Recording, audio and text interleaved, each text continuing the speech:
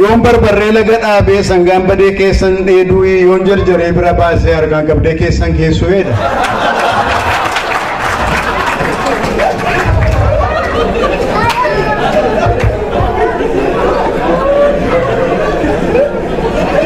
Yookaan sirba Haayiluu Disaasaa yoo yaadattu ta'e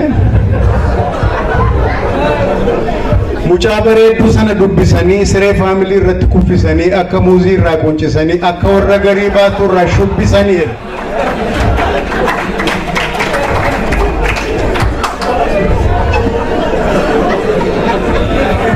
Yoo kanaan achi immoo inni fakkeenyaa fi hinaaffaanii micciiree qabeenii yoo bariiteen saawwa yaastee dafinee na yaastu gaangee yoo nama yaaddee muujaree na nyaattu waan keedha.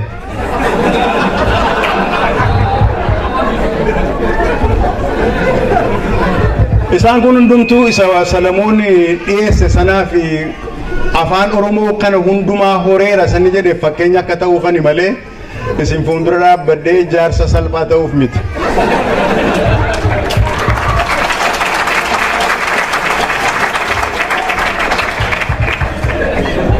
Gara biraatti isinii dabaluudhaaf mucaa boddosee jakuullee jedhee sossobee na fuudhee birriin okkotee shan guutee jedhee sossobee na fuudhee yeroon okkotee harka kaa'u barariin ukoo na guutee yeroon boorsaasaa harka kaa'u rigaa 55 fuudhee kan na dhibe kan haadha isaatii sabbata mudhii irraa na hiiktee ilma ishee gannatti dhiistee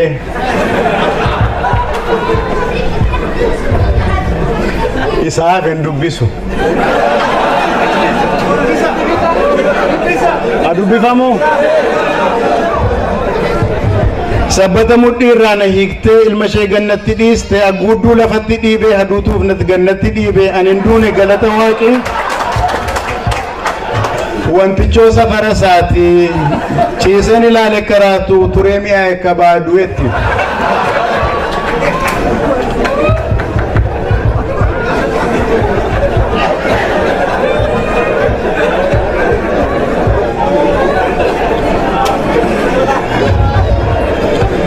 Inni irrooti kede beetu biyya kana jiraanna biyya Neezerlaandi jiraanna biyya dimokiraasiin harka dhibba keessa dhibbarrattu waa muraasa dabalatudha. Isa irrooti jedhamu maal akka inni ta'e isinitti mun barbaachisa natti fakkaanne garuu Oromoo wanta sana qabaayidha.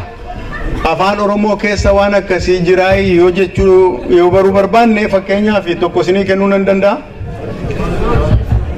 Laki baa qalbii sireen naan cabdi sireen koo siree sooyyamaa obboon koo galee dheekkamaa laki baa qalbii kuni isa irrootik jedhu sanan walumatti qabaatti Oromoon qoosaa qabaayii ni jennee yoo gaafanne egaa kunumti mataan isaa qoosaa ta'uu danda'a.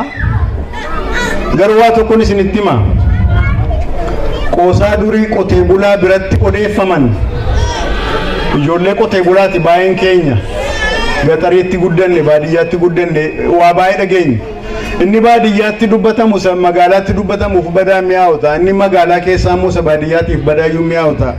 Garuu tokkoon isinitti hima yookaan lamaan tokko qoosaa duriiti. Abbaa fi haadhatu maa isaaniitti jiru yoo mucaa gurguraan tokko ulaa baneetti seena. Jennaani afaanii mi'aawu afaanii ijoolleetiin abbaa maal hojjettaa innaan haadha kee jilbishee dhukkubnaan jilba kootiin sukkuumaa fi jiraa jedheen.